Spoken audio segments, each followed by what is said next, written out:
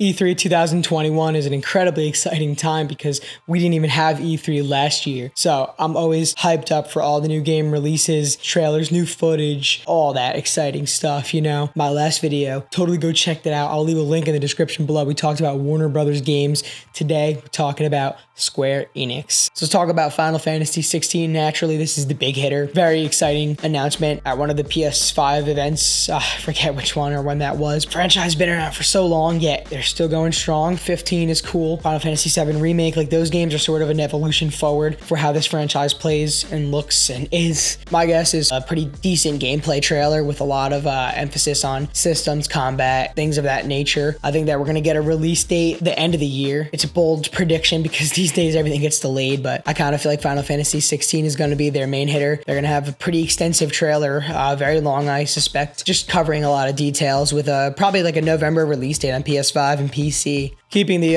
Final Fantasy franchise in the conversation. Next up, we're talking about Final Fantasy Origins. This is a game that we've been hearing about coming from Team Ninja, guys that really know how to do awesome action games, right? Final Fantasy franchise getting a spin-off, which is really focused on action combat more so than the franchise is, because, you know, it's still a JRPG at heart. I think that Final Fantasy Origins sounds like a really cool game, more up my alley than a regular Final Fantasy game, to be honest. Team Ninja is obviously very talented at action games, and like, you know, Neo is a very popular game that I think has done well. So it would be really cool to see Final Fantasy represented in both ways. Also, I guess speaking of the franchise, Final Fantasy 7 Remake Part 2 would be awesome, right? Like we'd want to see that. I don't want to even sit here and say, I think they might give us a trailer or a teaser. I don't know about that. I think it's going to be a little while. I think maybe we can have this conversation for E3 2022 maybe. Final Fantasy 7 Remake is dropping this month on PS5. Maybe we'll be advertising that that's out, you know, the updated version. Final Fantasy 14 and Realm Reborn obviously still getting some support and stuff, so that could be another thing that Square Enix wants to show for them at E3. That's pretty much it for Final Fantasy. I'm not like a big follower of the franchise. I don't have much else to say, but no doubt like that's going to be one of their big hitters. The back catalog from Square Enix is pretty expensive. A lot of RPGs, a lot of classics, so I think they could probably remaster something else too, or remake. Chrono Trigger would actually be really cool. Tomb Raider is another Square Enix franchise, one that I personally like. We're sitting at the 25th anniversary this year too, so like you would think there'd be a brand new Tomb Raider game. Apparently not. That's what I've read. Though I'd like to think that maybe they can end up surprising us. I wouldn't be surprised if we got a new Tomb Raider announcement. I'd also be really, really hyped for it because I like the franchise quite a bit, especially that remake trilogy over the last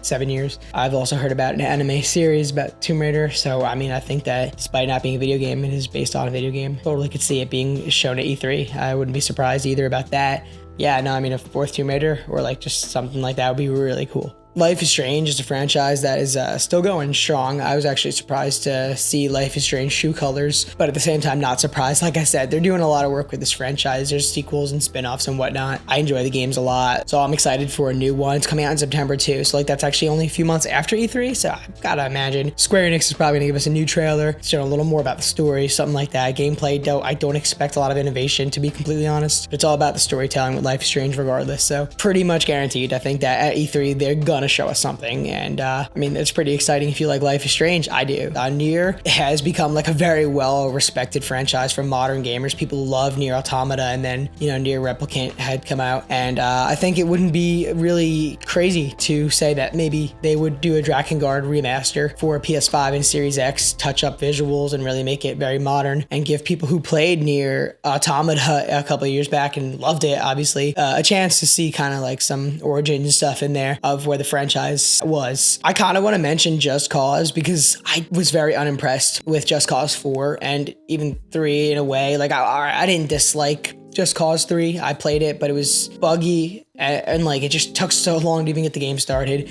And 4 just felt a little too similar to 3, and it just felt almost like it was a 2018 release. Yeah, Just Cause 4 kind of didn't feel like a PS4, Xbox One game in the last couple of years of its life, especially when other games are coming out in the same year that were so much, I hate to say it, but just so much better, like technically. I don't know, Just Cause hasn't impressed me as much as I wanted it to. I mean, when they revealed Just Cause 4, I was hyped about that E3 trailer and stuff, and like I thought it looked cool, and it is very fun, for sure. But I don't know that Just Cause is gonna come back like right now. I wouldn't be surprised in a way though, like I could see it, but if I'm being honest, like if I was to tell you what I want from Just Cause 5, I really want them to just go to the drawing board and try to make it play and look just a little bit better. I mean, maybe focus even more on a good story, even if it sort of just reboots this narrative if you have to for Rico, or give us a Just Cause game but play as a new character. Like, yeah, Rico is pretty cool and charming, but we've had him for a minute, so that would actually be kind of cool if they did Just Cause. Like, you know, it's the same world, the same kind of mechanics and gameplay and stuff, but a new guy, new story, somewhere else, you know? Like, I want to kind of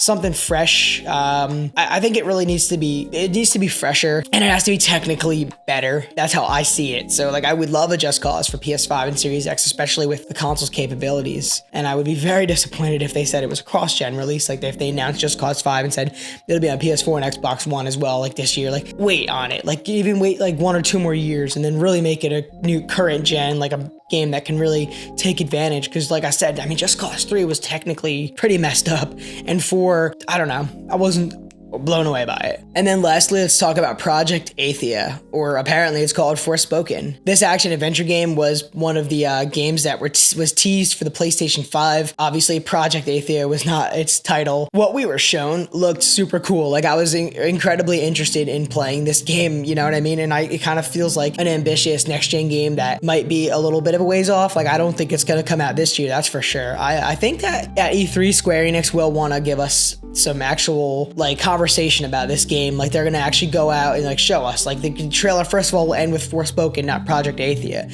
I think we're gonna see some actual gameplay. From what we can tell so far, obviously not a lot has been shown, but it looks cool. It looks like a really interesting movement. It's an action adventure game, sort of got some magical powers in there and stuff. It looks very Square Enix. It looks very cool. Like, I'm incredibly interested in it, and I'm excited. We don't have a lot, if anything, to go by, but I'm still looking forward to seeing what Forspoken's all about. And then lastly, a game that sort of just came to my mind right now, because it's been mad quiet, and that's Babylon's Fall. It's a Platinum Games action game, right? Like, it's gotta be cool. I feel like Platinum Games just knows how to deliver. I mean, sometimes they miss, right? But generally speaking, they make cool action games.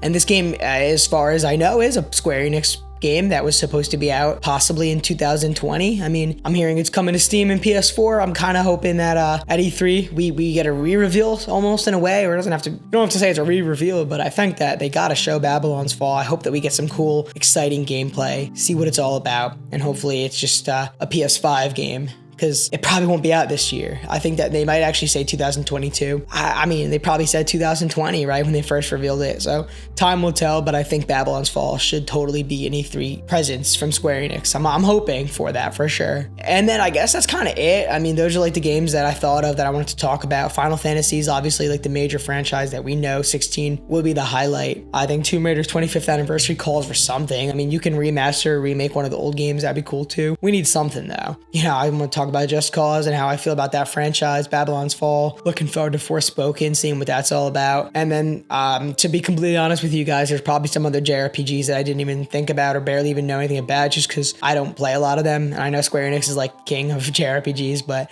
I don't have a lot really to say otherwise in that regard, to be honest with you. All right, so it's pretty much going to wrap it up for this video, guys. Next up, we're going to talk about another publisher. So thank you so much for watching. Let me know in the comments below your thoughts about all these Square Enix games. What do you want? What do you think we're going to get? Which game are you most excited for that I talked about? Or, I don't know, you want something different, maybe a surprise. We'll see. Square Enix going to deliver and make us excited this E3? We'll find out very soon. Thanks again for watching, and I'll catch you guys all in the next video.